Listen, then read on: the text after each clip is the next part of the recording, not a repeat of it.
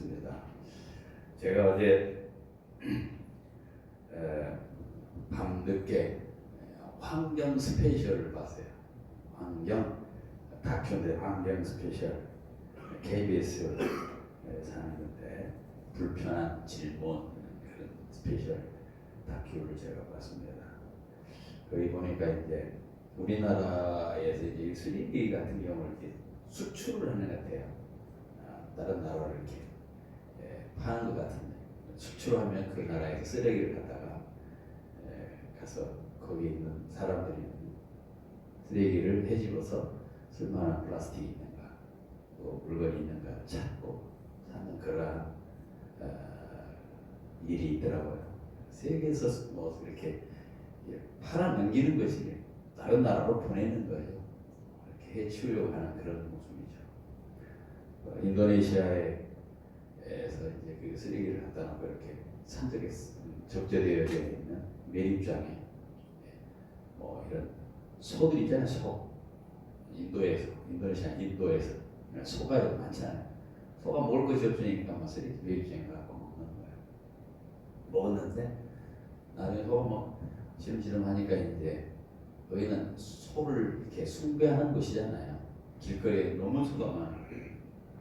소를 닫아가고 이렇게 묶어놓고 결박해놓고 배를 한번 이렇게 수의사가 이렇게 옆에 부분을 이렇게 갈라가지고 보니까 그 속에 쓰레기가 나오는 비닐봉지가 있죠. 비닐 쓰레기. 이게 되새김해야 되는데 소화를 못하는 비닐 그 뭉치 덩어리 같은 게 소 한 마리에서 어느 순간 90kg 정도 나왔어요.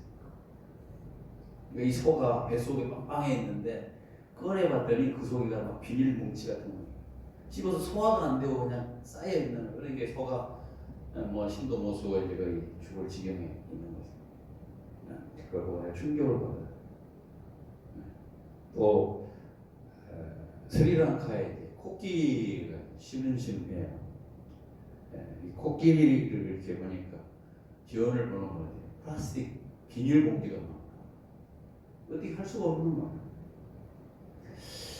먹을 것이 없어서 코끼리들도 쓰레기 매립장에 가서 막 먹는 거 찾고 그런 걸 보면서 야 우리가 그냥 아무렇게 생각하지 않으면 그런 것이 환경이 오염이 되고 또 그것을 먹고 자란 짐승들을 그 짐승에서 또 젖을 짜는 것을 또 먹더라고요. 팔고 근데 너무 보면서 제가 충격을 받아서 참 우리가 정말로 이 스스로를 조금 해야 되겠다 하는 거 물자적인 거라든가 뭐 이렇게 우리가 관리하는 것도 필요하지만 환경에 대해서 좀 생각하는 것을 좀 달리 해야 되겠다. 물론 여러분이 다 그런 환경 스페셜 많이 관람했을 것이고 다 봤을 거 다 아실 거라고 생각하는데 좀 새롭게 우리가 좀 관리해야 될 필요성이 있다 생각을 했습니다. 바로 B세대가 바로 우리가 살아가고 있는 시대가 바로 그런 시대를 살아가고 있습니다. 돈이 많기 때문에 함부로 버리고 또 외국으로 그것을 보내버리고 또 이렇게 해서 소비하게 하는 것이 지구가 병들게 만드는 그러한 원인이 되지 않을까라고 하는 것이죠. 우리가 또 마음의 변화도 필요하고 또 이렇게 하는 행동의 변화도 필요하다 생각이 되어졌습니다. 우리가 로마서 2장, 12장에 있는 말씀을 봤는데요. 로마서 12장 2절 너무 우리가 잘 아는 말씀이죠.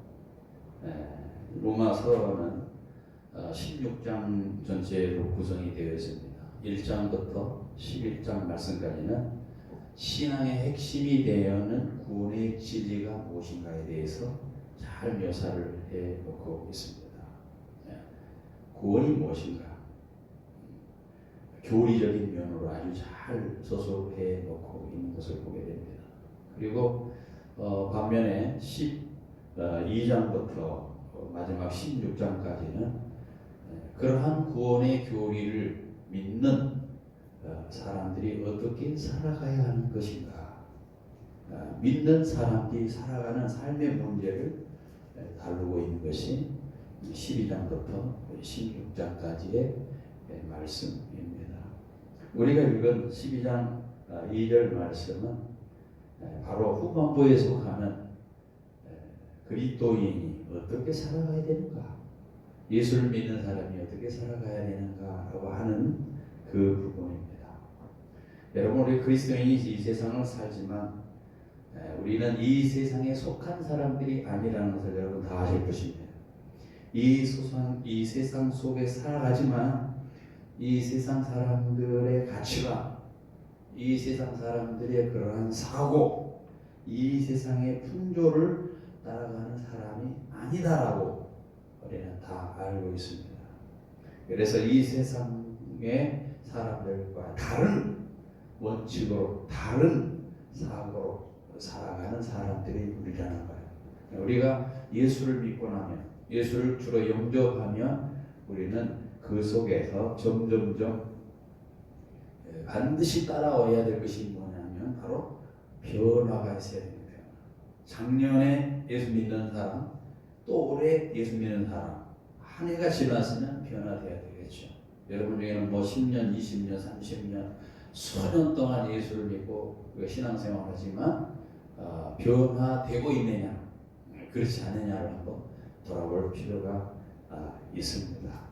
우리가 예수를 진짜 만나면, 예수님을 진짜 알게 되면, 하나님에 대해서 진짜 알게 되면, 믿게 되면 우리의 본질부터 시작해서 우리 인생 전체에 지대한 변화가 반드시 있어야 하는 것입니다. 그날이 아니고 반드시 예수를 믿는 사람은 변화될 수밖에 없습니다. 아마 어떤 사람은 나는 그렇지 않는데요 라고 생각하실 수 있을 것입니다.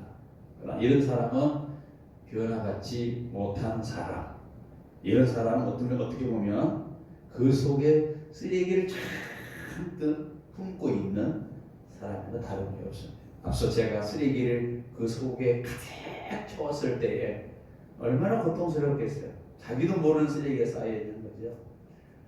이처럼 우리가 예수를 믿고 변화가 없다면 계속해서 온갖 세상의 쓰레기들로 우리를 채워놓는 거나 다름이 없을 것입니다. 우리가 잘 알고 있는 영국의 웨스트민스터 교회 로이드 존스 목사님이라는 분이 있습니다. 탁월한 설교가였습니다. 유명한 보수주의 설교자였습니다. 그분은 교회를 빠지지 않고 오랫동안 나온 사람도 아직 변화를 받지 않을 수 있다. 오랫동안 신앙생활을 하고 오랫동안 교회에 나와 예배 출석하지만 아직도 변화를 받지 않은 사람이 있을 수 있다라고 자기 경험을 얘기를 했어요.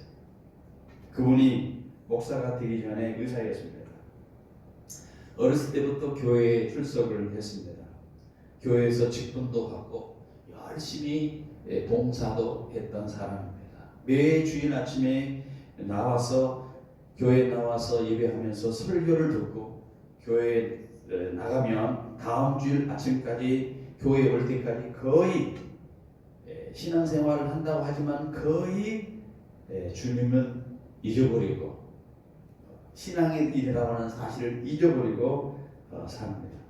주님을 찾지도 않고 살아가면서 주님을 의지하지도 않고 전능하신 하나님이라는 것을 귀에 딱지가 입을 정도로 듣지만은 전능하신 하나님의 말씀에 자신의 삶을 맡기고 그 말씀의 영향을 받지도 않습니다. 문제를 만났을 때 전능하신 하나님 앞에 나가본 적도 없었습니다. 죄 때문에 제 문제로 고민해 본 적도, 마음 아파한 적도 없었습니다. 예수님은 자기의 삶에 한 털만큼 변화를 가져오지 못했습니다. 자기 삶에 있어서 언제나 주인은 자신이었습니다. 교회를 그렇게 나가고 그렇게 봉사를 하고 그렇게 직분을 갖고 있었음에도 불구하고 여전히 이분은 그리스도인의 모습이 아닌 자의 삶으로 살아갔었습니다. 이분이 그런 고백을 한 겁니다. 내가 그렇게 신앙생활 한다고 열심히 교회 출석하고 직분을 받고 주일날 말씀을 그렇게 들었어도 내 삶에 전혀 영향을 받지 못하고 나는 그렇게 살았었습니다. 그래서 아직도 교회는 얼마든지 신앙생활을 하는 사람 중에, 교회에 빠지지 않고 열심히 나온 사람 중에 아직도 변화받지 않고 살아갈 수 있는 사람들이, 살고 있는 사람들이 있다라고 이렇게 정의를 했던 것입니다. 여러분, 바로 변화가 없는 사람은 그리스도인이 아닌 삶의 전형적인 모습입니다. 그리스도인이 아니기 때문에 변화가 없습니다.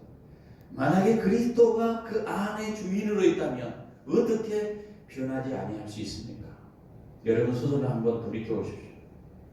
그리스도인이 그리스도를 주로 부르는 것은 그리스도가 자신의 삶의 왕이라는 것을 인정하는 것입니다. 예수님이 나의 주님이십니다. 나는 주님의 종입니다 라고 하며 그분의 말씀에, 그분의 그 모든 주관하에 자기 자신을 내려놓고 순종하는 것, 이게 바로 그리스도인입니다. 주님은 매일매일 매분 매시간마다 우리에 대한 우리의 왕권을 주장하실 수 있는 분으로 여기고 살아가게 됩니다. 그래도 지속적으로 우리가 하나님께, 주님께 우리의 왕권을 내드리지 아니하고 내 스스로가 왕이 되어서 우리의 삶 속에 군림한다면 그 사람은 아직 예수를 만나지 않은 사람임에도 분명하다는 거예요. 그렇게 교회 단상을 하고 봉사직을 갖고 직분을 얻더라도 주님께 우리의 모든 주권을 주인됨으로 인정하지 아니하고 내가 여전히 주장한다면 분명히 예수님을 만나지 않은 것에 분명하다는 겁니다. 여러분은 어떻습니까? 여러분 아직도 여러분이 주권을 가지고 있습니까? 아니면 여러분의 모든 삶의 주권을 주님께 이양해 드리고 그에 순종하고 따라가고 있습니까? 우리 한번 스스로를 한번 돌이켜 보시길 바랍니다. 우리가 만약 우리의 모든 주권을 주님 앞에 이양했다면 우리는 진정한 그리스도인으로서 변화를 경험하게 될 겁니다. 그렇지 않다면 여전히 우리는 수십 년 동안 변화를 경험할 수 없게 됩니다. 오늘 우리가 해야 될 일이 무엇이냐? 오늘 로마서 12장 2절에 있는 말씀은 어떻게 그리스도인으로 변화받을 수 있을까라고 하는 그 질문의 대답입니다. 이 시대의 풍조를 본받지 말아라. 마음을 새롭게 함으로 변화를 받으라는 것입니다. 이 세대가 어떤 세대입니까? 이 세대가 본받지 말아야 될 이 세대가 어떤 세대입니까? 우리가 본받는다, 따라간다는 거죠. 휘스케마티조라고 하는 단어를 썼는데 비슷하게 꾸민다라는 의미가 있습니다. 이 세대를 본받는다, 비슷하게 꾸민다. 이 세상 사람의 그 입맛에 따라 자기 자신을 꾸민다라는 의미가 있습니다. 거기에 순응한다. 이 세상 사람들이 가지고 있는 가치관, 그들이 가지고 있는 목표, 그들이 가지고 있는 생활 패턴, 이것을 그대로 본받아서 그렇게 자기 자신을 꾸미는 것, 이게 바로 뭐냐? 이 세대를 본받는 것입니다. 주님 우리에게 오늘 이 아침에 말씀합니다. 이 세대를 본받지 말아라. 요한일서 2장 15절 이하를 보니까 이 세상이나 이 세상에 있는 것들을 사랑하지 말아라.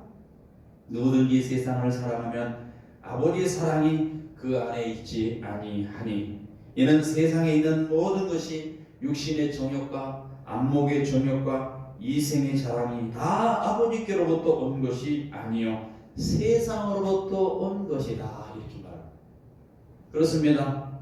육신의 정욕, 안목의 정욕, 이생의 자랑, 이 세상 것들을 우리가 본받지 말아야 된다. 그것은 아버지께로 온 것이 아니고 세상으로부터 온 것이기 때문에 우리에게 다가오는 수많은 그러한 유혹들, 수많은 그러한 생각들을 떨쳐버려야 됩니다. 이 세상을 따라가려고 하는 그 욕망을 우리가 거쳐야 됩니다. 멈춰야 됩니다.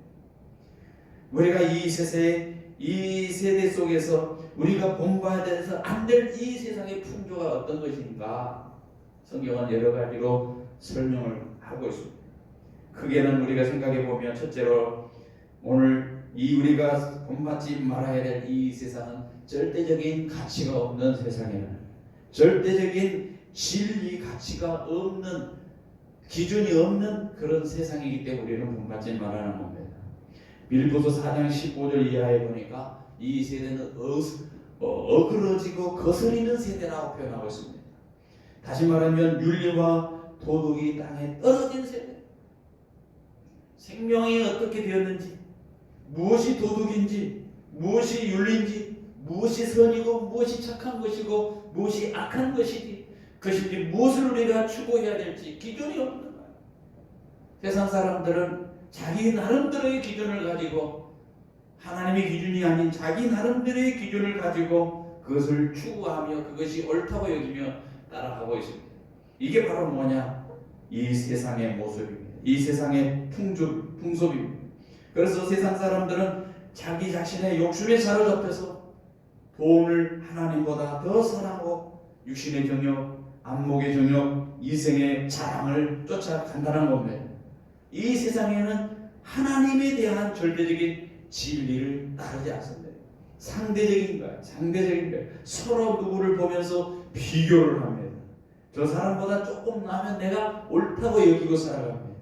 절대적인 가치가 없습니다. 그래서 윤리가 무너졌습니다. 도덕이 혼란을 겪고 있습니다. 무엇이 옳고 그름인지 알 수 없는 그런 미지의 세계를 따라가는 거예요. 이게 바로 뭐냐? 이 세상의 풍속입니다. 여러분이 이 세상의 풍속을 본받지 말라고 주님은 그렇게 말씀합니다. 여러분 요즘 우리 보니까 술, 마약, 섹스에 의해서 그들의 인생이 존먹고 들어가고 있음에도 불구하고 그런 많은 청소년들이, 수많은 사람들이 거기에 막 빠져있는 겁니다. 종교적인 현실에도 우리가 종교적으로 봐도 어떻습니까? 다원주의라고 합니다. 다원주의. 절대적인 진리가 없는 거예요. 이것도 옳고 저것도 옳다. 좋은 게 좋다. 이렇게 따라가는 거예요. 이렇게 신앙생활하는 거예요. 뭐 교회도 나가고 예수님도 믿고 또 내가 좋아하는 거 내 방식으로 추구하면 되지 뭐 굳이 이렇게 생각하면서 따라가는 거예요. 이게 뭡니까? 이게 바로 종교다원주의입니다. 상대주의 물결이 오늘 이 세상을 휩쓸고 가고 있습니다. 이 세대를 휩쓸고 가고 있습니다. 오늘 우리는 상대주의 물결 속에서 우리가 고백할 수 있는 것은 여호수아처럼 분명히 너의 섬길 자를 택해라. 오직 나와 내 집은 여호와만 섬기겠다. 하나님만 섬기겠다고 하는 그런 결단적인 헌신이, 그런 각오가 우리에게 있어야만이 이 세대를 본받지 않을 수 있습니다. 여러분 이 세대는 어떤 세대입니까? 이 세대 속에 보여지는 풍조는 인스턴트 풍조입니다. 즉각적인 거예요. 빨리빨리 바라는 거예요. 즉각적인 만족을 추구하는 겁니다. 즉각 해답이 주어지는 것, 그것만 원하면 믿음을 가지고 인내로서 기다리지 않냐고 빨리빨리 즉시 해결되기를 바랍니다. 인생의 행복도 즉각적인 순간의 쾌락에서 찾다가 결국 사람들이 그것을 추구한 나머지 마약에 손을 대기도 하고 쾌락주의에 빠져들기도 합니다. 이 대한민국이 과거에 마약 청정국이라 그렇게 했지 않습니까? 우리나라 법무부에 의하면 인구 10만 명당 연간 마약 사범이 20명, 인구 5천만 명 기준으로 10,000명 이하의 국가를 마약 청정국이라 이렇게 불렀습니다. 그런데 우리나라는 이미 마약 10,000명 이상이 넘어갔습니다. 그렇기 때문에 이제 우리는 마약 청정국이라는 이름이 상실된 그런 나라입니다. 여러분 성경은 마지막 때에 나타날 현상에 대해서 조급함이라고 언급을 합니다. 조급한 사람, 기다리지 못한다. 빨리빨리 해야 되고, 빨리빨리 만족해야 되고, 그것이 안 되면 어떻게 해도 발목을 쳐서 수단 방법을 가리지 아니하고 그것을 이루려고 하고, 그것을 얻으려고 하고, 그것을 누리려고 하는, 이게 바로 뭐냐? 오늘 이 시대 속에 보여지는 풍조라는 사실입니다. 여러분 요즘 젊은이들 얼마나 열광하는지, 새로운 거, 조금 더 스릴 있는 거 얼마나 열망하는지 아십니까? 여러분 들어봤습니까? 열차 서핑. 열차 서핑이라는 것이 있어요. 여러분 들어보셨어요? 열차 서핑이 뭐냐면요, 달리는 열차 위에서 막 걸어가는 거예요. 제재를 해도 필요 없어요. 열차 타가지고 그 계단 위에 가지고 타가지고 그 열차 위에 이런 거, 열차가 쫙 달리면요 그 위에서 쫙 걸어다니고, 그거를 촬영해가지고요 SNS 유튜브에 올리는 거예요. 젊은이들 그렇게 하고 있어요. 미국에서 그렇게 하고 있어요. 그래서 많은 사람들이 제재를 합니다. 소용이 없어요. 자기의 생명을 담보를 해가지고 그거 달리는 열차를 걸어가면서, 마치 여러분이 서부의 대천 할 때 보면은 그 있잖아요, 뭐 달리는 열차 위에서 전투를 하고 하는 것처럼 실제로 그거를 하고 있다는 거예요, 젊은 애들이. 그리고 유튜브에 올려서 자기가 그 대단하다는 것을 보여주고 싶어 하기 때문에 이게 열차 서핑이에요. 제가 그걸 보면서 우리나라 사람들이 또 저거 보면 또 우리 젊은이들이 또 따라할 수 있는데 그런 염려가 찾아왔습니다. 사람들이 바로 그렇습니다. 쾌락을 위해서, 즉각적인 만족을 위해서, 그 자기들이 순간적인 그러한 쾌락을 위해서 마약을 손을 대고 더 깊은, 더 높은, 더 깊이 가져다 주는 그러한 쾌락을 쫓아가고 조급하는 거예요. 이게 바로 뭐냐? 이 세대입니다. 이 세대가 그런 세대라는 거예요. 이 세대, 그런 세대를 본받지 말하는 겁니다. 또 이 세상은 어떤 풍조가 있습니까? 우리 잘 아는 물질 만능주의, 물질주의입니다. 여러분 돈 싫어하시는 분 계세요? 돈 나는 싫습니다. 돈 진짜 꼴 보기도 싫습니다 하신 분이 있어요? 아니죠. 돈 다 좋아하잖아요. 돈이면 모든 것을 얻을 수 있다고 생각을 하는, 이게 물질 만능주의죠. 돈은 나쁜 게 아닙니다. 문제는 인간이 돈을 지배하는 것이 아니라 돈이 인간을 지배할 때 문제가 되는 거죠. 그것은 바로 제약입니다. 돈이 인생에서 최고의 가치를 가게 된다면 그건 바로 우상숭배입니다. 돈이 최고다, 돈만이 최고다면 그게 뭐냐? 만몬이죠. 우상이죠. 그게 하나님 대신에 돈이 들어가는 거예요. 돈만 주면 모든 신앙도 다 버릴 수 있다. 이게 우상입니다. 돈 사랑함이 성경은 일만하게 뿌리라. 돈을 사랑하는 것이 아니에요. 돈을 이용해서 하나님의 영광을 드러내고 사람을 행복하게 하고 유익하게 하는 얼마든지 돈이 필요합니다. 그러나 그 돈의 노예가 되거나 그 돈의 지배를 받아서 살아간다면 그건 바로 뭐냐? 이 세상의 풍조입니다. 이 세상 사람들이 그렇게 살아가지 않습니다. 돈을 위해서 부모를 죽입니다. 돈을 위해서 형제를 죽입니다. 돈을 위해서 다른 사람을 집 밟아버립니다. 이 돈이 무슨 무서운 세상. 이 돈이라면 다 된다고 하는 세상. 돈이면 모든 것을 다 누릴 수 있다고 하는 세상. 이 돈의 가치에다가 최고의 가치를 두는 것, 이게 바로 이 세상의 풍조입니다. 또 있습니다. 여러분, 이 세상의 풍조는 이기주의예요. 이기주의. 개인을 존중하는 것은 좋은 일입니다. 그러나 그리스도인이 기억해야 될 것은 개인을 존중하는 건 좋은데 극단적인 이기주의에 빠져서는 안 되는 거예요. 주변 사람들 다른 사람을 배려하지 않고 나만 내 가족만, 내 교회만, 내 가족만, 내 아들 딸만 이렇게 생각하는 거, 자기라고 하는 성을 쌓고 거기에 안주하고 다른 것을 쳐다보지 않는 거, 이게 뭐냐? 이기주의, 극단적인 이기주의. 이 세상의 풍조입니다. 이것은 복음적인 태도가 아닙니다. 성경적인 정신이 아닙니다. 이 세상의 풍조입니다. 이 세상 사람들은 다 그렇게 살아가는 것이 당연하다고 생각해요. 가족을 돌보고 가족에 대해서 챙기는데 그거 되냐고 얘기를 할 수 있습니다. 그러나 이것은 극단적으로 치닫됐을 때 바로 이것이 이 세상의 풍조입니다. 인스턴트 문화, 물질 만능주의 가치관, 이기주의 풍조, 이것은 우리 그리스도인이 본받지 말아야 될 그러한 풍조들입니다. 오늘 본문은 그래서 우리 이렇게 말합니다. 너희는 이 세대를 본받지 말아라. 이 세대에 대해서 얼마든지 우리가 상상해 볼 수 있고 헤아려 볼 수가 있습니다. 그런 것들을 본받지 말라고 주님은 말씀합니다. 그러면서 오늘 우리에게 어떻게 말씀합니까? 우리가 새롭게 되어야 된다고 말씀합니다.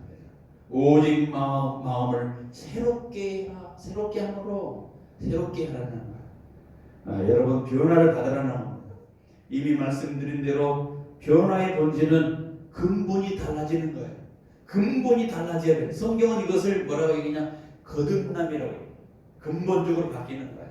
겉모습만, 아까 로이드 존스 목사님이 말씀해 준 것처럼 겉모습만 교회에 나오고 겉모습으로 직장생활하고 겉모습으로 직분을 받고 겉모습으로 예배하고 겉모습으로 신앙생활을 하는 것 같지만, 그러나 근본이 바뀌지 아니하면, 근본이 변화되지 아니하면 그거는 문제가 있다는 거죠. 형식이라는 겁니다. 우리가 오늘 예수를 영접함으로, 주를 영접함으로 우리는 새롭게 변화를 받아야 되는데 그것이 어떻게 가능하느냐? 예수 안에서 다시 태어나는 겁니다. 이것을 신학적으로 거듭남이다라고 말을 합니다. 거듭나야 된다. 새 사람으로 근본이 달라지는 겁니다. 고린도후서 5장 17절에 사도 바울은 자신이 그 근본적인 변화를 체험한 그런 기초로 그렇게 고백을 합니다. 누구든지 그리스도 안에 있으면 새로운 피조물이다. 여러분, 이 정의를 보십시오. 그리스도 안에 있다. 이거로 새로운 피조물이다라는 거예요. 옛 것은 지나갔으니 보라 새 것이 되었다. 우리 스스로가 생각을 해야 돼. 옛날 나의 모습은 지나갔다. 옛날 나의 사고, 이 세상의 풍속에 빠졌던 나는 지나갔다. 그것이 아무것도 아니다. 새로운 피조물이다. 하나님으로부터 나았다. 사도 바울은 그렇게 말합니다. 우리가 예수를 영접하는 순간 우리는 새 사람이 됩니다. 우선 새로워져야 된다는 것은 우리 모든 부분이 변화되었다는 겁니다. 예수를 영접함으로 우리가 거듭났다는 겁니다. 마음이 주께 열려질 때에 주님이 우리 속에 들어오고 내가 주님과 더불어 먹고 마시는 거예요. 성경 요한계시록에 3장 20절에 볼지어다 내가 몸 밖에서 서서 두드리느니 누구든지 내 음성을 열물 듣고 문을 열면 나는 그로 더불어 먹고 그는 나와 더불어 먹으리라. 주님과의 깊은 교제. 이 속에 뭐가 있어지느냐? 새로움이 시작됩니다. 그 새로움이 시작되어지기 전에 우리가 마음을 열고 주님 앞에 내가 들어가서 주님이 내 속에 들어가서 거기에 큰 변화가 일어나는 거지. 그 변화의 시작은 바로 어떻게 나타나느냐? 우리가 성경을 보면 말씀을 통해 나타납니다. 성경을 묵상할수록 우리 마음이 새로워지는 변화를 갖게 됩니다. 오늘 본문의 말씀처럼 마음을 새롭게 하려면 날마다 말씀을 묵상해야 됩니다. 아멘.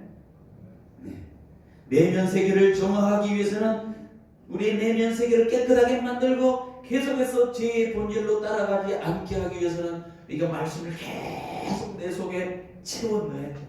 쓰레기만 그 속에 빼내고 그냥 두는 것이 아니고 그 속에 새로운 것으로 채워 넣어야 돼. 그게 뭐냐? 바로 말씀이에요. 구약 성경을 보면 하나님께 제물로 바쳤던 소와 양의 공통점이 뭐냐? 바로 다 되새김질하는 짐승, 되새김. 소는 위가 4개가 있어서 어떤 곡물도 되새김질을 통해서 부드럽게 소화시킬 수 있다는 거예요. 앞서 말했던 것은 그것이 소화 되지 않고 되새김이 되지 아니할 때 그 소는 죽는 거예요. 그 속에 비닐이 들어가고 쓰레기가 들어가가지고 되새김되지 않을 때에 죽은 거나 다름없습니다. 우리가 마음을 새롭게 하고 변화를 받기 위해서는 우리 속에 되새김이 일어나야 됩니다. 그것을 바로 성경은 뭐라고 언어로 다른 표현으로 뭐라고 하냐? 묵상이라고. 묵상, 메디테이션, 생각의 소화라는 것입니다. 우리가 하나님의 말씀을 듣고 이 말씀을 보면서 우리의 생각과 우리의 마음을 분해하고 소화시켜야 됩니다. 주일날 하나님의 말씀을 듣고 집에 가가지고 여러분 그거 끝나는 것이 아니고 그것을 계속해서 소화시켜야 돼요. 되새김이에요. 오늘 하나님께서 말씀을 통해서 우리가 이 세대를 본받지 말아라고 했다. 우리 마음의 변화를 얻으라고 했다. 은혜를 받았구나. 말씀이 그렇지 라고 끝나는 것이 아니라 한 주일 동안 이 말씀으로 내 마음의 밭을 갈고 내 생각의 밭을 갈고 내 인생을 변화하고 새롭게 되기 위해서 끊임없이 되새김해야 돼. 그때 새로워지는 거야. 그냥 교회만 들어왔다고 해서 새로워지는 것이 아니라는 거야. 우리가 묵상할수록 하나님의 살아계신 이 말씀을 묵상할수록 이 말씀이 내 생각을, 내 골수를, 내 심장을 쪼개서 새롭게 변화시킨다는 거야. 금세기 경영과 리더십의 권위자인 켄 블란차드라고 하는 사람, 이분이 변화의 본질이라는 말을 이렇게 설명을 했습니다. 변화란 단순히 과거의 습관을 버리는 것이 아니라 과거의 습관 대신 새로운 습관을 익히는 것이다. 새로운 습관을 익히는 것. 과거에 내가 한 것을 버리는 걸 끝나는 것이 아니고 새롭게 주시는 하나님의 말씀을 받아들여서 그것을 익히는 거예요. 날마다 말씀을 묵상하는 새로운 습관을 통해서 이 마음의 본질이 새롭게 되도록 변화되도록 그렇게 해야 된다는 거예요. 아멘입니까? 계속 말씀을. 여러분, 우리 마음이 스스로 새롭게 될 수 있을까요? 불가능합니다. 스스로 새롭게 될 수가 없어요. 노력을 합니다. 도를 닦습니다. 무슨 어마어마한 그러한 수도를 하고 어마어마한 수련을 한다고 해서 새로워질 수 있습니까? 결코 불가능합니다. 그래서 거듭나야 된다고 그랬습니다. 그렇게 할 때 새로워질 것입니다. 우리가 마음이 스스로 새롭게 되지 못한 존재이기 때문에 우리는 뭔가 새로운 역사가 필요합니다. 바로 그것은 성령의 능력을 힘입으면 우리가 인격이 새롭게 변화됩니다. 예수를 믿으면서 인격이 변화되지 않고 있습니다. 예수 믿으면서 여전히 옛날의 언어, 옛날의 습관, 옛날의 가치관, 세상 사람들이 하고 있는 그것을 그대로 테두리를 들고 와서 내가 여전히 쓰고 있다면 우리는 바로 누구냐? 아직 성령의 임함을, 충만함을 누리지 못하고 있는 사람. 변화를 경험할 수 없습니다. 우리 마음을 세 가지 의미로 설명을 했습니다. 국어사전에 보니까 본래부터 지닌 성격이나 품성, 이거를 마음이라고 했어요. 또 다른 사람이나 사물에 대해 감정이나 의지, 생각 따위를 느끼거나 일으키는 작용이나 태도, 이것을 마음이라고 했습니다. 또 사람의 생각, 감정, 기억 따위가 생각하거나 자리 잡는 공간이나 위치를 마음이라고 얘기했습니다. 사람들은 흔히 사람의 됨됨은 마음이 있다 이렇게 말합니다. 마음이 그렇다 쓰면 저 사람이 그러하다 그렇게 말을 합니다. 우리가 성경에 보면은 사무엘에 보면은 사무엘상에 그 마음을 뭐라고 표현해? 중심이라고 했습니다. 중심. 사무엘상 16장 7절에 보면은 여호와께서 사무엘에게 이르시되 그의 용모와 키를 보지 말라. 내가 이미 그를 보렸노라. 내가 보는 것은 사람과 같지 아니하니 사람은 외모를 보거니와 나 여호와는 중심을 보느니라. 마음을 보느니라. 신앙에서는 중심이 중요합니다. 마음이 중요합니다. 사람은 외모를 보지만 하나님을 중심을 보기 때문에, 우리의 마음을 보시기 때문에, 하나님 우리의 마음을 보시기 때문에 마음을 새롭게 변화받아요. 마음이 많이 쓰레기로 차 있으면 안 된다는 거죠. 새로워져야 돼요. 근본적으로 새로워져야 돼요. 중심이 새로워져야 됩니다. 여기 마음을 새롭게 함으로 변화를 받으라라고 하는 이 본문을 훌륭한 성경 주석가 핸드릭스는 뭐라고 표현을 했냐면 이렇게 설명을 해놨습니다. 그 부분을 이렇게 설명했어요. 이 단어는 현재 시제를 쓰고 있다. 현재 시제. 무슨 말이냐면은 계속적인 변화를 가지라는 거예요. 한 번만 그렇게 하는 게 아니고 단회적으로 변화를 하는 걸 멈추지 않고 계속해서 발전적으로 계속해서 변화돼야 이런 의미가 있어요. 변화는 계속적인 현재 시제를 썼습니다. 또 명령형이에요. 해도 그만 안 해도 그만 아니에요. 교회 나와서 신앙하는데 막 변화 받아도 그만 안 받아도 그만 아니라는 거예요. 반드시 변화는 선택사항이 아니라 필수사항이고 명령이에요. 주님 우리를 향해서 너 변화돼야 돼! 명령하고 있는 거예요. 또 이것은 수동태의 그러한 시제를 쓰고 있습니다. 다시 말하면 우리에게 변화를 일으켜라, 너가 변화를 일으켜야 된다라고 말하는 것이 아니라 소동태는 뭐냐면 변화의 주체가 하나님이라는 거예요. 누가 우리를 변화시키느냐, 누가 우리가 이 세대를 본받지 않게 하시느냐, 그 동력이, 그 힘이 어디 있느냐? 하나님이라는 거예요. 하나님. 변화는 오직 내가 되는 것이 아니고 하나님의 성령으로 그것이 가능하다는 거예요. 그래서 성경은 성령의 능력을 받도록 기도해라 말이에요. 우리 사도행전 보면은 예루살렘 교회가, 초대 교회가 그들이 성령 받기 위해서 예루살렘 교회에 모여서 기도했어. 다락방에서 기도했어. 그 전까지는 떨고 있던 일이 성령을 받으니까 변화를 받았잖아요. 그 전에는 예수 믿는 것이 무서워서 누구에게 말도 제대로 못하는데 성령을 받으니까 그들이 천하 만민에 가서 복음을 전하는 자로 변화하지 않습니까? 그 성령을 받기 위해서 그들이 무엇을 했습니까? 그들은 기도했어요. 모여서 기도했어요. 사도 바울은 날마다 새롭게 변화받으려고 하면 자기를 치면서 기도해야 하는 기도. 여러분, 우리 교회가 지금 기도하지 아니하는 모습을 보면서 참 안타까운 마음이 있어요.